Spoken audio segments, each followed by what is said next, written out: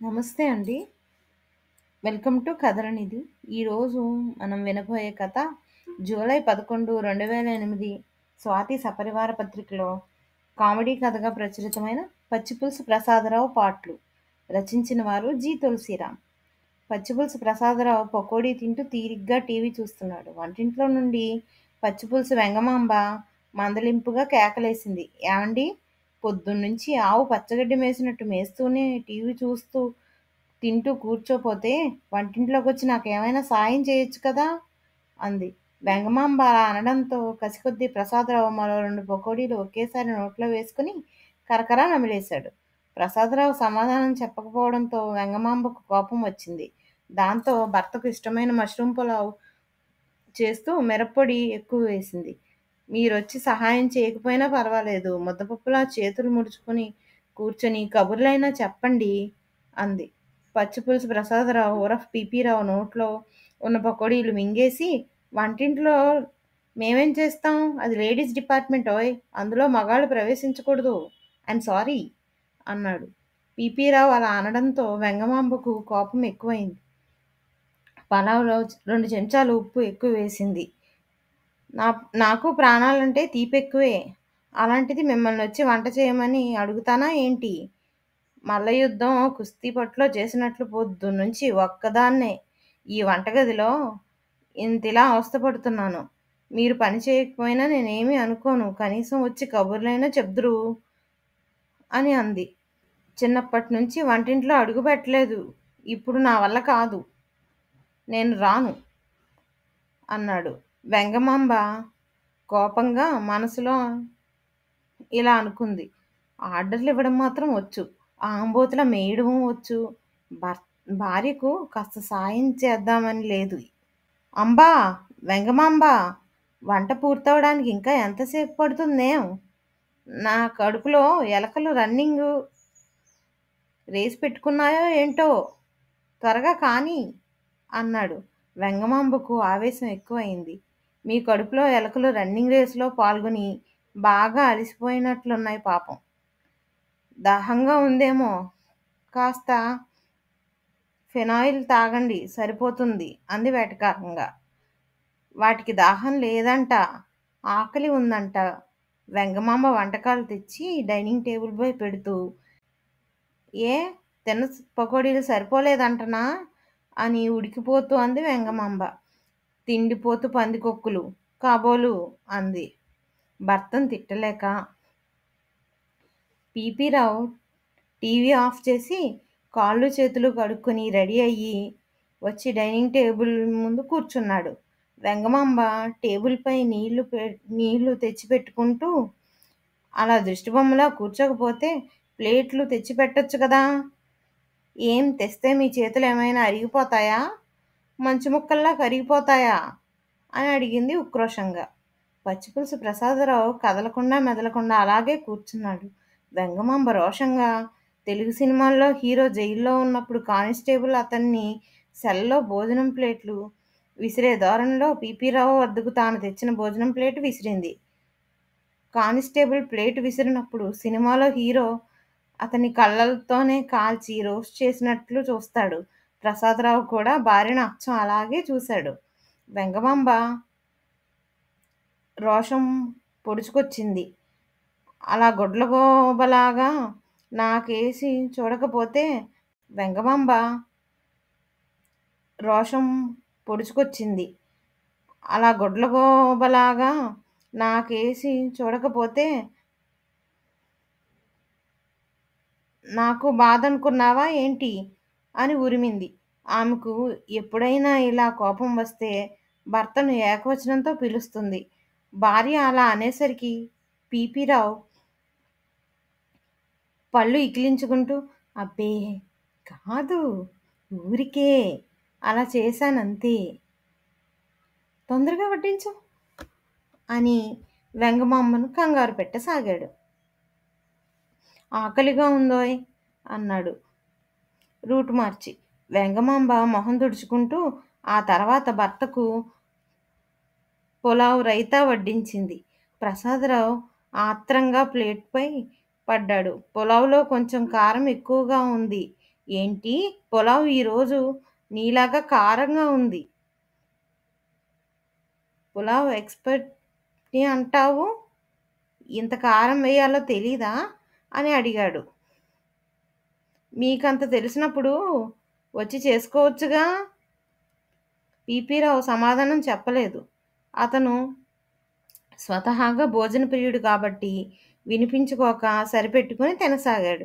వెంగమాంబ కూడా ప్లేట్లో పెట్టుకొని వడ్డించుకుంటూ, ఏమండీ, ఆ ఆదివారం అంతా బోనులో జంతువుల్లా ఇంట్లోనే ఏడవకపోతే అలా బయటికెళ్ళి హోటల్లో భోంచేసి వస్తే ఎంత బాగుంటుంది అని అడిగింది. పీపీరావు తినడం ఆపకుండా, నీకు బాగానే ఉంటుంది, నా పర్సే ఖాళీ అయిపోతుంది ఆ తర్వాత. రెండు చెక్క ముక్కలు పుచ్చుకొని భజన చేస్తూ కూర్చోవలసిందే అన్నాడు. కొత్తగా పెళ్ళయిందే, భార్యను అలా బయటికి తీసుకెళ్దాం అనిపిస్తోందని మీకు అనిపించదా అండి? పచ్చిపులుసు ప్రసాదరావు పెద్ద యోగిలా ఫోజు పెట్టి, నువ్వు ఎక్కడున్నా, మరి ఏ పని చేస్తున్నా అందులో ఆనందం పొందడం నేర్చుకోవాలి వెంగా. ఇలా బెంగ పెట్టుకోకూడదు. ఇంటి బయట మాత్రం ఏముంది, అంతా మిథ్య వెంగా. జగమంతా మిథ్య అన్నాడు. జగమంతా మిథ్య అనుకున్నప్పుడు హిమాలయాలకు వెళ్ళండి. ఇంకెందుకున్నారు ఇక్కడ? పెళ్ళెందుకు చేసుకున్నట్టు? మన ఎదురింటి వాళ్ళని చూడండి, వాళ్ళు పెళ్ళయి 5 సంవత్సరాలు అయిందట. ఎంత అన్యోన్యంగా సరదాగా ఉంటారు. క్రిందటి నెల ఊటీకి వెళ్ళొచ్చారు. వచ్చే నెల గోవాకు వెళ్తున్నారట. ఆదివారం అయితే వాళ్ళింటికి తాళం పడిపోతుంది. మిమ్మల్ని ఊటీకి తీసుకెళ్ళమన్నానా, గోవాకి తీసుకెళ్ళమన్నానా? ఆదివారం అలా షికారుకి వెళ్ళొస్తే బావుండు అన్నాను. ఇది కూడా పెద్ద కోరికేనా? ఎదుటి వాళ్లకు తాతలు తండ్రులు సంపాదించి పెట్టిన ఆస్తులు చాలా ఉన్నాయి. మనకు అవేమీ లేవు కదా నచ్చజెబుతూ అన్నాడు. ఛీ, మరీ ఇంత పిసినారితనం ఉండకూడదు. నిన్ను కాదు, మీ అమ్మా నాన్నలను అనాలి. నన్ను పిసినారికి కట్టేసి గొంతు కోశారు. నీకు ముందు నన్ను పెళ్లి చూపులు చూడ్డానికి వచ్చిన వాడిని చేసుకుంటే బాగుండేది. ఎర్రగా బుర్రగా ఉన్నాడు. అప్పటి గ్రద్దముక్కు పిసినారి పెట్టే బాధలు తప్పేవి అని కోపంగా తిట్టడం మానేసి నీళ్లు తాగి చేతులు కడుక్కొని వెళ్ళిపోయింది. మరుసటి రోజు సాయంత్రం వేళ 7 గంటలకు పీపీరావు ఆఫీసు నుంచి ఇంటికొచ్చాడు. 3 సార్లు బెల్లు నొక్కాడు. అయినా పచ్చిపులుసు వెంగమాంబ స్పందించలేదు. ఇంటి తలుపులు తీయలేదు. 4వసారి సినిమాల్లో హీరో విలన్ పేక నొక్కినట్లు ప్రసాదరావు కాలింగ్ బెల్ నొక్కేశాడు. దాంతో ఇల్లంతా మారుమ్రోగింది. నిద్రపోతున్న వెంగమాంబ ఒక్కసారిగా ఉలిక్కిపడినట్టు నిద్రలేచి హడావిడిగా తలుపు తీయడానికి వెళ్ళింది. ఆమె తలుపులు తీసి కొద్దిగా కోపం వచ్చినట్లుగా, ఎందుకిలా కాలింగ్ బెల్ నొక్కుతూ, నాకేమన్నా చెవుడుందనుకున్నారా అని గట్టిగా అడిగింది. అలా కాలింగ్ బెల్ నొక్కాను కాబట్టే ఇప్పుడు తలుపు తీశావు. లేకపోతే ఈ రోజంతా భిక్షగాడిలా మారి గుమ్మం దగ్గరే నిల్చుని ఉండేవాడిని. నాకు కాస్త ఒంట్లో బాగాలేదు. నలతగా ఉంది. తలనొప్పిగా ఉంటే మాత్రలు వేసుకుని పడుకున్నాను. మాగతగా నిద్ర పట్టేసింది. ప్రసాదరావు కంగారు అవుతూ, అవునా, నాకు తెలీదే. ఇప్పుడు ఎలా ఉంది నీకు అని అడిగాడు. పర్వాలేదు, తగ్గిపోయింది అంది. పీపీరావు కాళ్ళు చేతులు కడుక్కొని బట్టలు మార్చుకున్నాడు. వెంగమాంబ అతని కోసం వంటింట్లో కాఫీ కలుపుతోంది. రావు టీవీ ముందు కూర్చుంటూ, ఈవేళ భోజనానికి ఏముండావోయ్ భార్యామణి అని అడిగాడు. ఆమె, ఈయనకెప్పుడు తిండి గొడవే అని మనసులో విసుక్కొని, ఈవేళ నాకు ఒంట్లో బాగాలేదు చెప్పానుగా, బయట నుంచి మీకు నచ్చింది ఏదైనా తెచ్చేయండి అంది అని గారాలపోతూ అడిగింది. పచ్చిపులుసు ప్రసాదరావు మూడో ప్రపంచ యుద్ధం మొదలయిందన్న వార్త వచ్చినట్లు హైరానా పడిపోయి, తలనొప్పి తగ్గిపోయిందన్నావుగా, మరేమిటి బయట నుంచి భోజనమంటావే? ఎంత ఖర్చు? పైగా హైజిన్ కూడా సరిగా ఉండదు. ఎలాగోలా శ్రమపడి నువ్వే చేసావోయ్ అన్నాడు. వెంగమాంబకి తన నగలెవరో దొంగతనం చేసి బాధ పెట్టినట్లు, జ్యువెలరీ షాపు వాడికి ఒక డిజైన్ నగ నగ ఇస్తే ఇంకొక డిజైన్ చేసి ఇచ్చినట్లు కోపం వచ్చేసింది. రెండూ ఒకేసారి వచ్చాయి. నేను వంట చెయ్యను. ఈరోజు ఇద్దరం బయట తిందాం అంటూ చకాచకా బెడ్రూంలోకి వెళ్ళిపోయి తలుపులేసుకుంది. మరో గంట తర్వాత ఆమె బయటకొచ్చి చూస్తే ప్రసాదరావు అలాగే టీవీకి అతుక్కుపోయి ఉన్నాడు. వెంగమాంబ ఈ మనిషి జన్మలో మారడు అంటూ పీపీరావును మనసులో తిట్టుకుంటూ వంట చేయసాగింది. అతను టీవీ చూస్తూ వెంగమాంబ వెంగమాంబ వంట చేయడంలో సహాయం చేయలేదు. ప్రసాదరావు ఆఫీసులో కంప్యూటర్లో పేక ఆడుతూ ఉన్నాడు. అతని ఫోను మోగడం ప్రారంభమైంది. రావు ఆటలో బాగా లీనమైపోయాడు. ఫోన్ శబ్దానికి ఒక్కసారిగా దెయ్యం కూత విన్నట్లు ఉలిక్కిపడ్డాడు. గుండెపై చెయ్యి వేసుకొని అమ్మో అనుకుని తేరుకున్నాడు. ఫోను రిసీవర్ ఎత్తి హలో అన్నాడు. ఏమండి, నేను వెంగమామను మాట్లాడుతున్నా. ఏమైంది? ఆఫీస్కి ఎందుకు ఫోన్ చేశావు? నేను బిజీగా ఉన్నానని తెలుసుగా. ఉఫ్, ఎంతుంది పని మిగిలిపోయిందో తెలుసా? ఈరోజు పని మొత్తం పూర్తి చేయాలి. సరే త్వరగా చెప్పు అన్నాడు హడావిడిగా పడుతున్నట్టు. వెంగమాంబ వణుకుతున్న కంఠంతో ఏమండి, అమ్మకి ఆరోగ్యం బాలేదంట. బీపీ తగ్గిపోయిందట. ఆసుపత్రిలో అడ్మిట్ చేశారంటండి. నేను వెంటనే బయలుదేరి అమ్మ దగ్గరికి వెళ్తాను అంది. పీపీరావు ఎప్పుడో వేల సంవత్సరాల క్రితం అంతరించిపోయిన డైనోసర్లు వచ్చి తనపై పడుతున్నట్లు వీక్గా నువ్వు ఇలా హఠాత్తుగా పుట్టింటికి వెళ్తే నా గతేం కానోయ్. నువ్వు వెళ్ళొద్దు అన్నాడు. నేను వెళ్ళి తీరాల్సిందే. మరి నా భోజనం మీరే చేసుకోండి. నేనా? మరి నువ్వు రేపు వచ్చేస్తావా? నెల తర్వాత వస్తాను. నెల తర్వాతనా? అవును. అమ్మ ఆసుపత్రి నుండి వచ్చేసినా చాలా వీక్గా ఉంటుంది. ఆమె పూర్తిగా కోలుకునేందుకు అక్కడ ఉంటాను. అన్నట్లు మీరు ఆఫీసులో చాలా బిజీగా ఉన్నట్లున్నారు. తర్వాత మాట్లాడదాం. వెంగా నేను చెప్పేది విను. ఆమె నవ్వుతూ ఫోన్ పెట్టేసింది. ఈ దెబ్బతో ఆ దెబ్బ ముక్క పిసినారి తిక్క తీరుతుంది అనుకుంది వెంగమాంబ. ప్రసాదరావు సాయంత్రం ఆఫీసు నుంచి ఇంటికొచ్చాడు. కాళ్ళు చేతులు కడుక్కొని కుర్చీలో చతికిలబడ్డాడు. అతనికి వెంటనే కమ్మని కాఫీ తాగాలనిపించింది. వెంగ ఉంటే ఎంత బాగుండు, కాఫీ ఇచ్చేది అనుకున్నాడు. అతనికి కాఫీ తాగకపోతే నాలుక పీకేస్తుంది. లేచి ఫ్రిడ్జ్ వద్దకు వెళ్ళి తలుపు తీశాడు. అక్కడ 2 గిన్నెలు కనబడ్డాయి. ఏమిటా అని అందులో ఒక గిన్నె మూత తీసి చూశాడు. పాలున్నాయి. వెంటనే ఆ గిన్నెలో వంటింట్లో పట్టుకెళ్ళి పాలు కాగబెట్టాడు. స్టవ్ పై పెట్టాడు. అతనికి సిలిండర్ చూస్తే చచ్చేంత భయం. ఒక సినిమాలో హీరోయిన్ రాత్రి సిలిండర్ సరిగ్గా ఆన్ చేయకుండా పడుకుంటుంది. ఆమె పొద్దున్నే లేచి లైట్ ఆన్ చేయగానే సిలిండర్ ధామ్ అంటూ భయంకరంగా పేలిపోతుంది.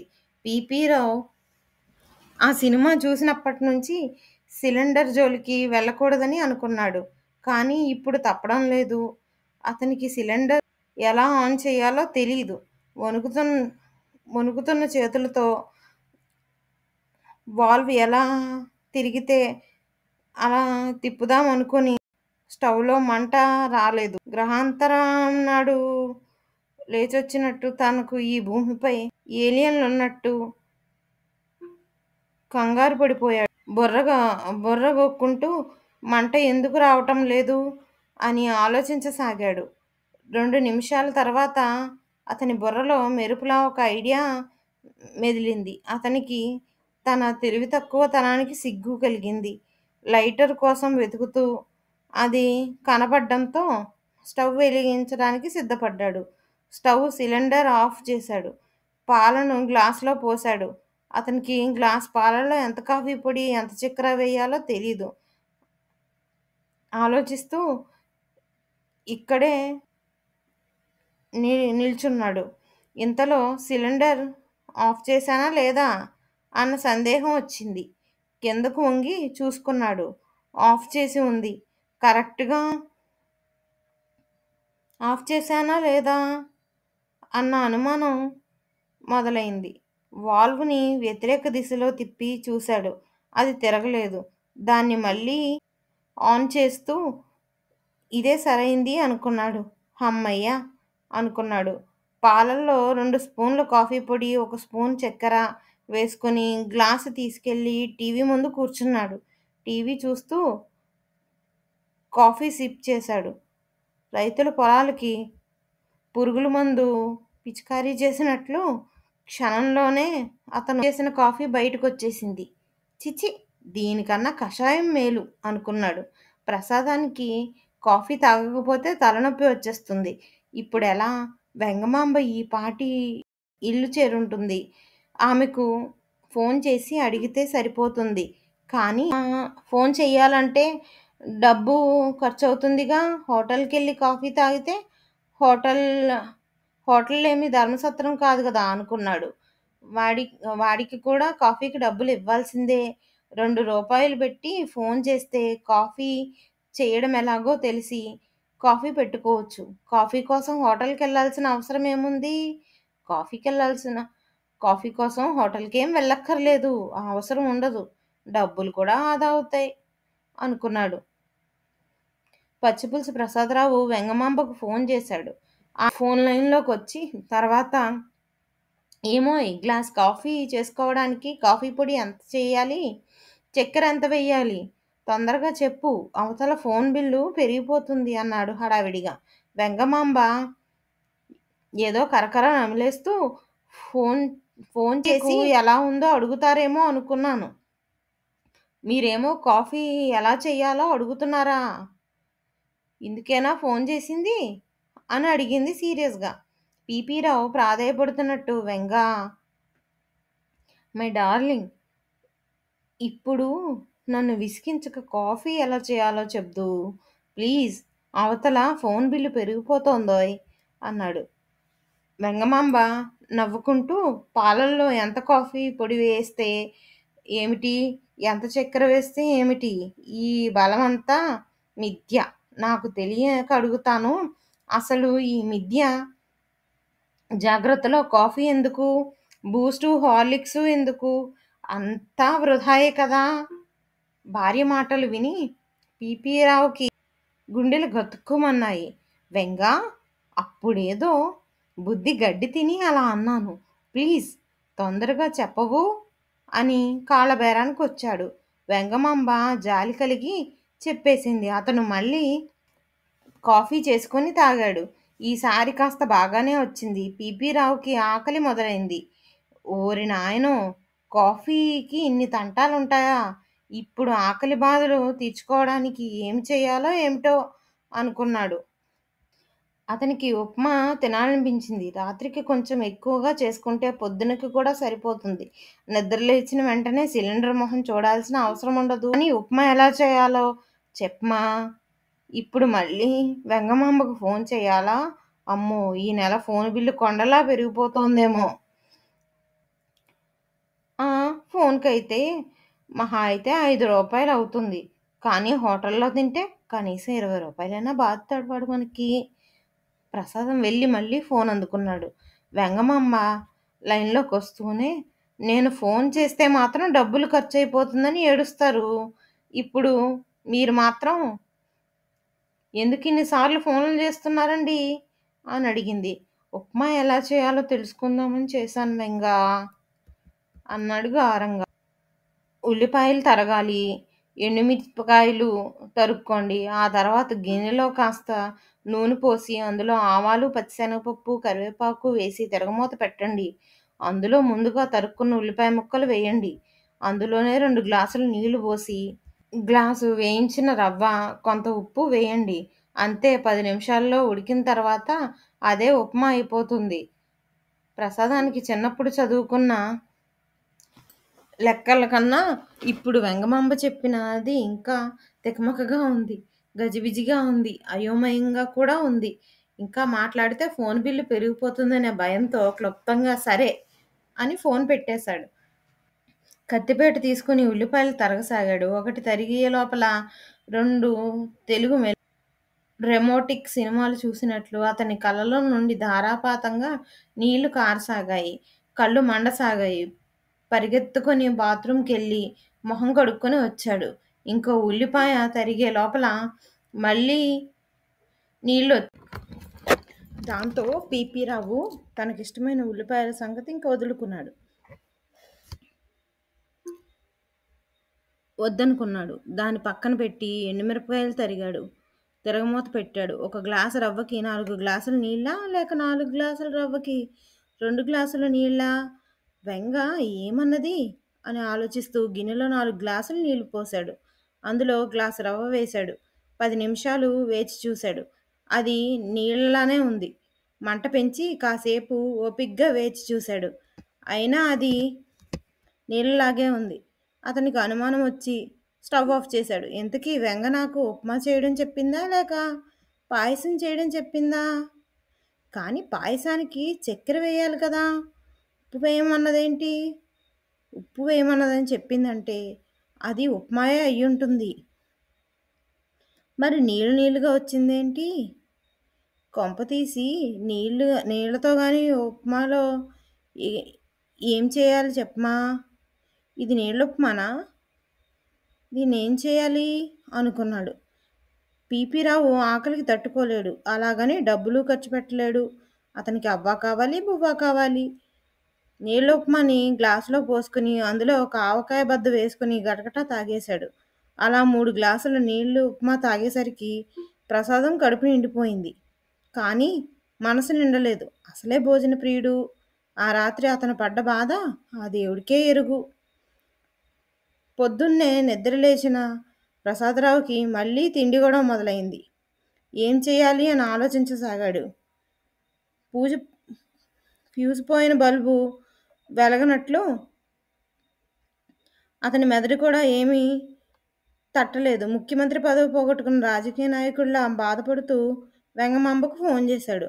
ఆమె ఫ్రిడ్జ్లో దోసపిండి రెడీగా ఉంది చూడండి అని చెప్పింది. వెంటనే ఫోన్ పెట్టేసింది. ప్రసాదం దోశ పిండి ఫ్రిడ్జ్ నుంచి బయటికి తీసి దాన్ని ఆదుర్దాగా వంటగదిలోకి తీసుకెళ్ళాడు. పెనం కోసం వంటిల్లంతా వెతికాడు. చివరికి అది స్టవ్ పక్కనే కనబడింది. ఆత్రంగా గ్యాస్ ఆన్ చేసి స్టవ్ వెలిగించాడు. కాస్త దానిపై పెనం పెట్టి అది కాస్త వేడెక్కాక తర్వాత దోసపిండి పోశాడు. అదో జిల్లా మ్యాప్ లాగా వచ్చింది. దోశ కాస్త కాలిన తర్వాత దాన్ని తిప్పబోతుంటే పెనానికి బాగా అతుక్కుపోయి ముక్కలు ముక్కలుగా విరిగిపోయింది. ఒక పక్క బాగా మాడిపోయింది కూడా. ఓవైపు ఆకలేస్తుంది. ప్రసాదానికి చిరాకేసి స్టవ్ ఆఫ్ చేసేశాడు. నిన్న ఉప్మా చేద్దాం అనుకుంటే పాయసం అయిపోయింది. ఈరోజు దోశ వేద్దాం అనుకుంటే ఇదేమో ఉప్మాలా తగలబడింది. ఛీ, పాడు జీవితం అని తిట్టుకున్నాడు. మళ్ళీ వెంగమాంబకు ఫోన్ చేసి దోశ ఎందుకు బాగా విరిగిపోయాయి? అవి ఉప్మాలో వస్తున్నాయేమిటి వెంగా అని అడిగాడు. త్వరగా చెప్పు, బిల్లు పెరిగిపోతుంది అన్నాడు. ఉప్మాలో వస్తున్నాయా? ఇంతకీ మీరే పెనాన్ని వాడారండి అని సందేహంగా అడిగింది వెంగమాంబ. స్టవ్ పక్కనున్న పెనం. వెంగమాంబ అని విరగబడి నవ్వింది. ప్రసాదానికి కోపం వచ్చి ఎందుకలా నవ్వుతున్నావు అని అడిగాడు. చపాతీల పెనంపై దోశ పోస్తే నవ్వు రాక మరేమొస్తుంది? దోశ పోయడానికి వేరే పెనం ఉంది. దోశ పోయడం మీ తరం కాదు కానీ అన్నం వండుకుని ఏ ఊరగాయో లేదా ఏ పొడో వేసుకుని తినేయండి అని మన దేశంలో ఉచితంగా దొరికే ఒక సలహా ఇచ్చి పడేసింది. పిపి రావు అన్నం వండడం ప్రారంభించాడు. కుక్కర్లో నీళ్లు పోసి బియ్యం గిన్నెలో పెట్టాడు. కుక్కర్ మూత వేసి దానిపై విజిల్ పెట్టాడు. గ్యాస్ ఆన్ చేసి స్టవ్ వెలిగించాడు. 2 విజిల్ పెట్టాడు. ప్రసాదం ఆఫీస్కి వెళ్ళే సమయం అవుతుండడంతో తొందరగా స్టవ్ ఆఫ్ చేసి కుక్కర్ పైనున్న విజిల్ని తీయడానికి ప్రయత్నించాడు. అది రాకపోగా బలమంతా ఉపయోగించేసరికి దాన్ని గట్టిగా పీకసాగాడు. అంతే, విజిల్ తన చేతిలోకి వచ్చేసింది. ఆ తర్వాత కుక్కర్ నుండి వేడి నీళ్లు వచ్చి మొహంపై పడ్డాయి. కుక్కర్ మూత వేగంగా ఎగిరి సీలింగ్కు తగిలి కింద పడి కంగున శబ్దం చేసింది. అది చూసి కంగుతిన్నాడు. అదే రోజు సాయంత్రం వెంగమాంబ ఆటోలో దిగి ఇంట్లోకి ప్రవేశించింది. ప్రసాదం దీనంగా పడుకుని ఉన్నాడు. అతని మొహం అక్కడక్కడా బొబ్బలు కట్టింది. పెద్దగా గాయాలేమీ తగల్లేదు. వెంగమాంబ చూడగానే పచ్చిపులుసు ప్రసాదరావుకి ప్రాణం లేచొచ్చింది. ఆమెను ఎంతో ప్రేమగా దగ్గరికి తీసుకుంటూ, వెంగా, నన్ను చూడు, నాకేమీ కాలేదులే, బాగానే ఉన్నాను, ఎందుకంత దిగులు పడతావు అని అన్నాడు. నా దిగులు మీ గురించి కాదు, కుక్కర్ గురించి. అది నా స్నేహితురాలు మన పెళ్లికి కానుగ్గా ఇచ్చింది.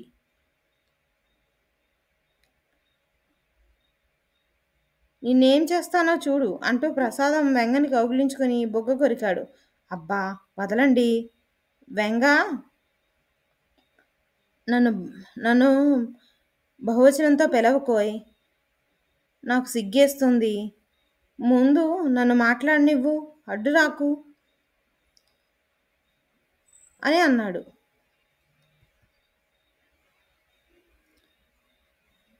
నాకు బుద్ధి వచ్చింది, జ్ఞానోదయం అయింది. ఇంటి పనులు అన్నీ భార్యాభర్తలు సగం సగం పంచుకోవాలని అర్థమైంది. ఇకపై అన్ని పనులు కలిసిమెలిసి చేద్దాం. ఇది నీపై ప్రేమతో చెబుతున్నాను అనుకోకు. ఇందులో ఒక స్వార్థం కూడా ఉంది మరి. అన్ని పనుల్లో నేను నీతో సమానంగా పాలు పంచుకుంటే నువ్వు నాకు దూరంగా ఉన్నప్పుడు నా జీవితం అస్తవ్యస్తమైపోయింది. నా కాలిపై నేను నిలబడాలనే ఆలోచనతోనే నేను ఇలా చెప్తున్నాను. అలాగే నువ్వు కూడా ఏదైనా ఉద్యోగం చెయ్యి. ఆర్థికంగా మనం బలపడతాం. అప్పుడు మనం కూడా హాయిగా ఊటీలోనో ఏ రాజస్థాన్ ఎడారికో అలా షికారుకు వెళ్ళి రావచ్చు అన్నాడు. పచ్చిపులుసు వెంగమాంబ గోముగా భర్త వైపు చూస్తూ, నాకు ఊటీ వద్దు, ఏమీ వద్దు అంది. మరి ఇన్ని రోజులు ఊటీ వెళ్దామని నాపై ఎగిరావు, అలా ప్యారిస్ అమెరికాకి షికారు వెళ్దామేంటి? ఏమోయ్, వస్తావా నిన్నే వెంగా అని వెంగమాంబ బొగ్గగిల్లాడు. మరో 2 సంవత్సరాల తర్వాత పివి రావు చేస్తున్న ఉద్యోగం వదిలేసి పెద్ద స్టార్ హోటల్లో హెడ్ కుక్ అయిపోయాడు. అతని జీతం కూడా 6 సంఖ్యల్లో ఉండడంతో ఒక వేసవికి భార్యను తీసుకుని హుషారుగా ప్యారిస్కు వెళ్ళాడు.